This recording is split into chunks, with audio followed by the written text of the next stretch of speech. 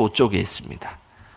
구약성경 1285쪽에 있는 오바댜 1장 1절에서 4절까지 말씀입니다.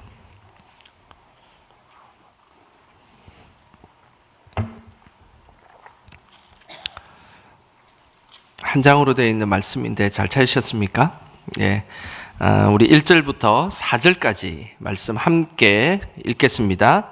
오바댜의 묵시라, 주 여호와께서 에돔에 대하여 이와 같이 말씀하시니라. 우리가 여호와께로 말미암아 소식을 들었나니 곧 사자가 나라들 가운데에 보내심을 받고 이르기를 너희는 일어날지어다. 우리가 일어나서 그와 싸우자 하는 것이니라. 보라, 내가 너를 나라들 가운데 매우 작게 하였으므로 내가 크게 멸시를 받느니라. 너의 마음의 교만이 너를 속였도다. 바위 틈에 거주하며 높은 곳에 사는 자여, 내가 마음에 이르기를 누가 능히 나를 땅에 끌어내리겠느냐 하니, 내가 독수리처럼 높이 오르며 별 사이에 깃들일지라도 내가 거기에서 너를 끌어내리리라. 여호와의 말씀이니라. 오늘도 말씀을 사모하고 또 기도의 자리로 나오신 우리 성도님들 주님의 이름으로 축복합니다. 우리 옆 사람에게 인사했으면 좋겠습니다. 오늘도 승리하는 시간 되십시다. 이렇게 인사 한번 하겠습니다. 예. 오늘도 말씀 듣고 기도하는 이 시간이 우리가 영적으로 승리하는 그런 귀한 시간 되시기를 주님의 이름으로 축복합니다. 성경에는 일관되게 하는 이야기가 있습니다. 그것은 교만하지 말라라는 것입니다. 하나님은 특별히 교만한 자를 매우 싫어하십니다. 어느 연못에 오리 2마리와 개구리 1마리가 살고 있었습니다.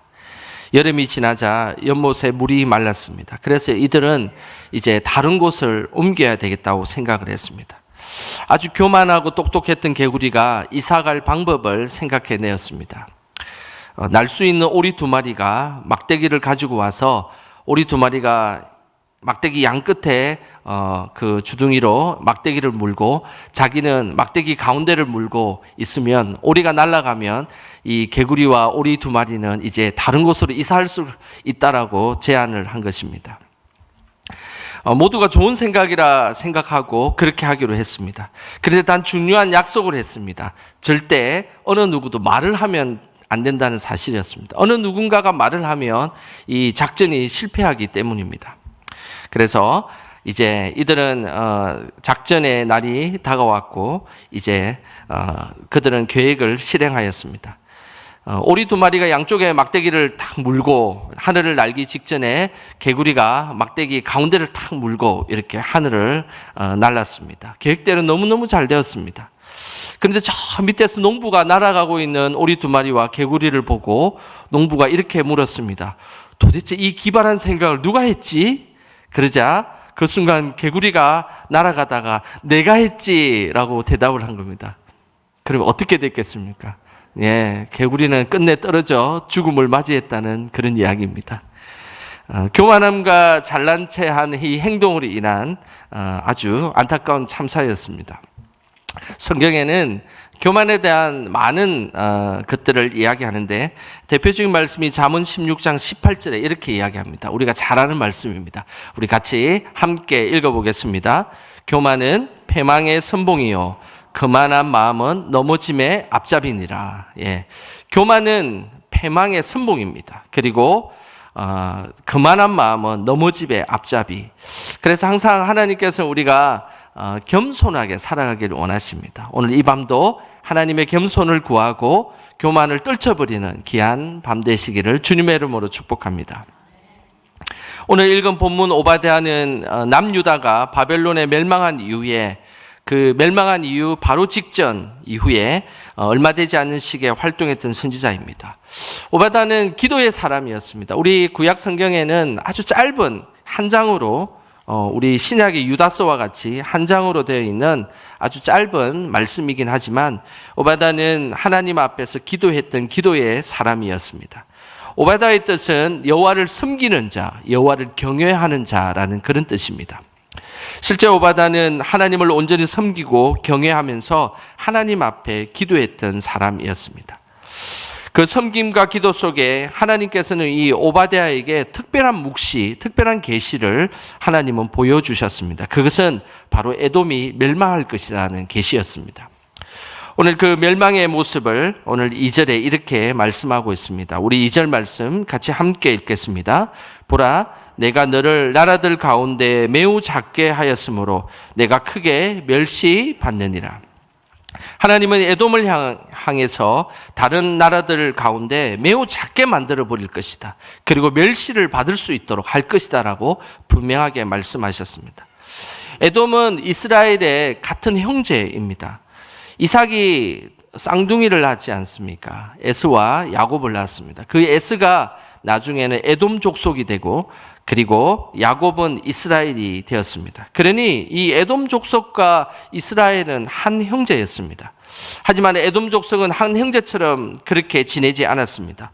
이스라엘이 바벨론에 멸망할 그때에 이스라엘로서는 가장 치욕적이고 힘든 순간에 오히려 이스라엘을 도와주기는커녕 오히려 그 기회를 살려서 이스라엘 백성들의 그 중요한 재산들을 약탈하고 그리고 유린했던 족속, 그 족속이 바로 에돔 족속이었습니다. 그래서 하나님은 이들의 죄악을 그냥 모른 척 하지 않으셨습니다. 결국 하나님이 칼을 들고 이 에돔 족속을 멸망시킬 것을 선포하셨습니다. 하나님이 에돔 족속을 멸망시키려고 하는 궁극적인 목적이 있었습니다. 그것은 단순히 이스라엘을 괴롭히고 이스라엘을 계속해서 힘들게 했기 때문이 아니었습니다. 하나님께서 에돔 족속을 멸망시키려 했던 궁극적인 목적은 바로 그 중심에 교만했기 때문입니다.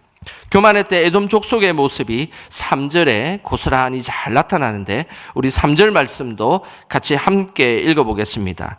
너의 마음의 교만이 너를 속였도다. 바위 틈에 거주하며 높은 곳에 사는 자여, 내가 마음에 이르기를 누가 능히 나를 땅에 끌어내리겠느냐 하니. 오늘 에돔 족속을 향해서 너의 마음의 교만이 너를 속였다라고 말씀하고 있습니다.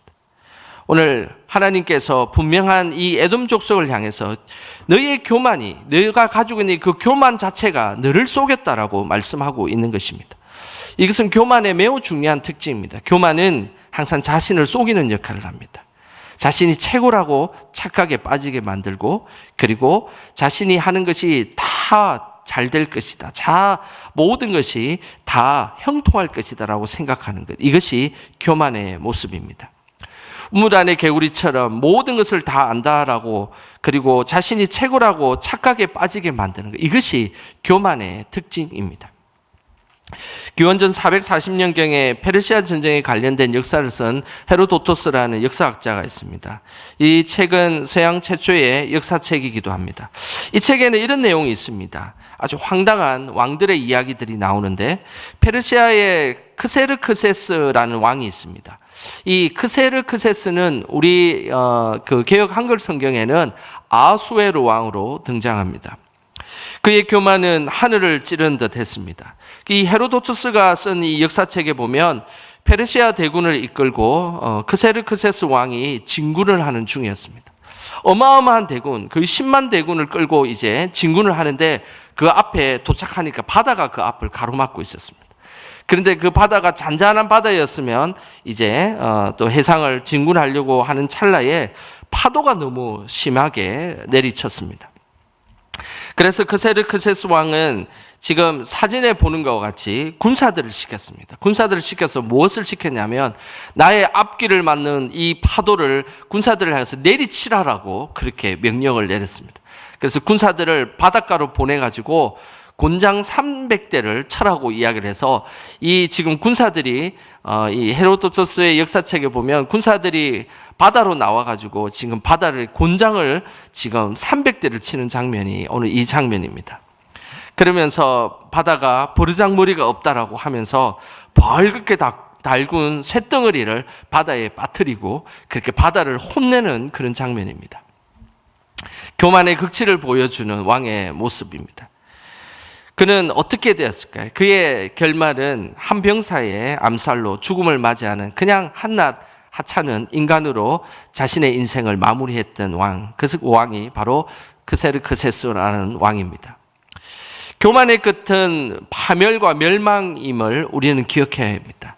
항상 우리는 우리 속에 교만해하는 것이 도사릴 때가 많습니다. 그때마다 우리는 하나님께 기도해야 됩니다. 하나님, 이 교만을 없애주십시오.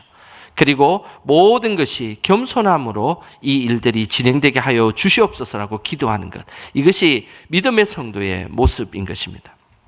에돔은 참으로 교만했습니다. 에돔의 교만한 이유가 오늘 3절에 구체적으로 나오는데 3절 말씀을 다시 보시면 바위 틈에 거주하며 높은 곳에 사는 자여라는 표현이 있습니다.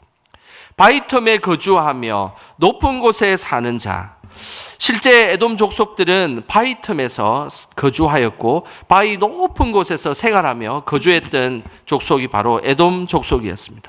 그래서 이들은 외적의 침입에 전혀 어려움을 당하지 않았습니다. 실제로 고대 에돔의 수도였던 그 에돔 지역이 오늘날 아직도 그 흔적이 있습니다. 페트라라는 지역인데요. 사진을 한번 보도록 하겠습니다. 이 에돔의 과거에 수도 역할을 했던 페트라라는 곳은 이런 모양의 협곡을 가지고 있습니다. 저도 이곳에 직접 가봤는데요. 정말로 웅장한 곳입니다.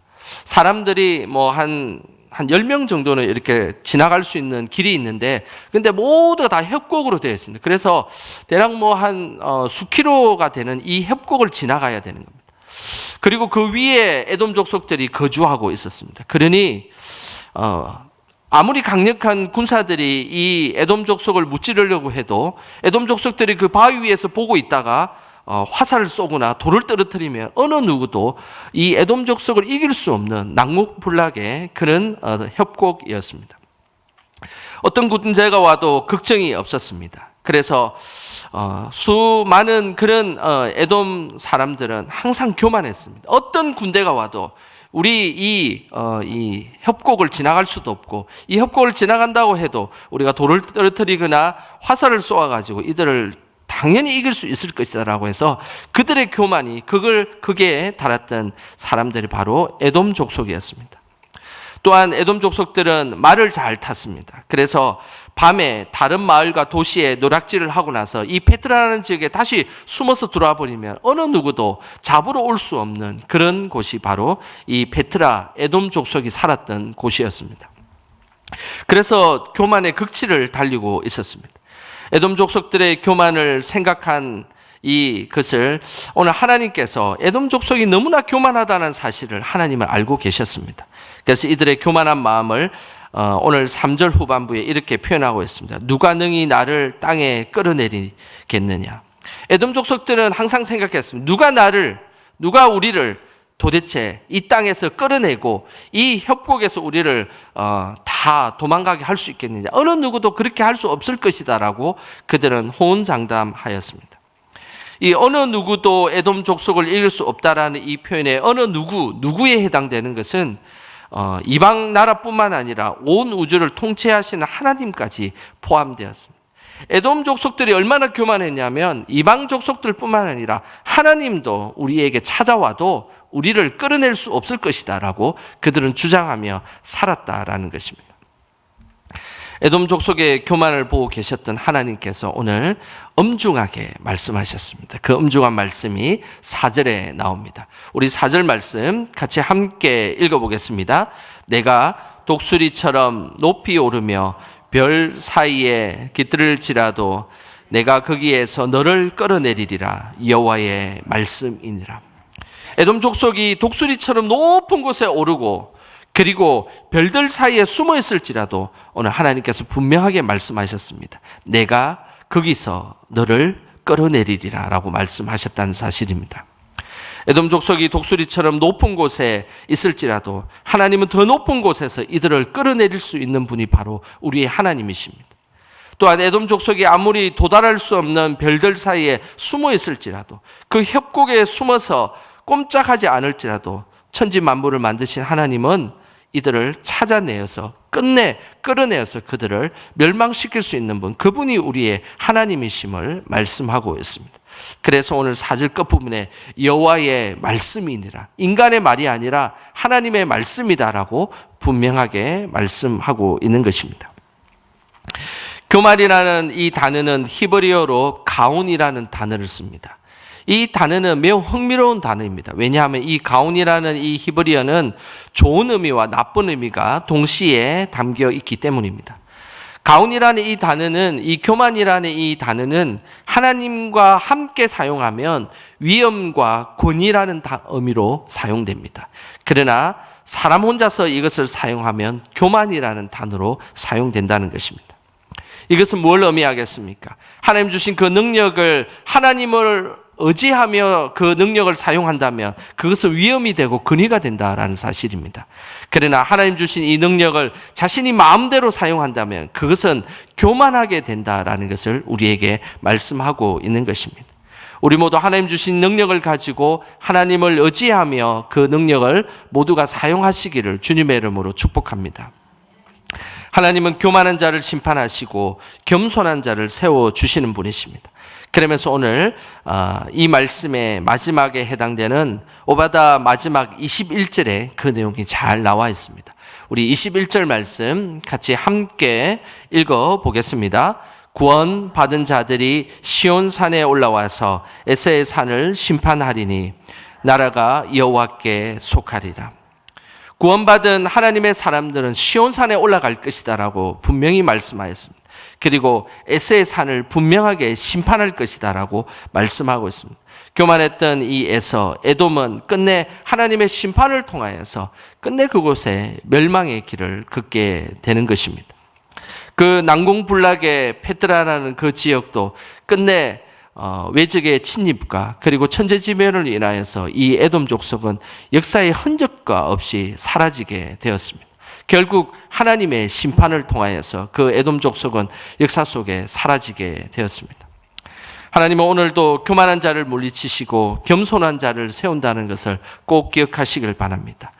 오늘 하나님께서 나에게 주신 능력, 나에게 주신 재능, 그것을 하나님을 의지하면서 그 능력과 재능을 꼭 사용하시길 바랍니다.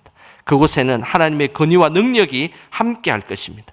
그러나 그것을 내 마음대로 휘두르게 되면 그곳에는 교만만이, 하나님께서 싫어하는 행위만이 그곳에 살아남게 되어 있을 것입니다. 오늘도 교만을 물리치고 겸손함으로 오늘 하루 그리고 또 일평생 살아가는 저와 여러분 되시길 주님의 이름으로 축원합니다.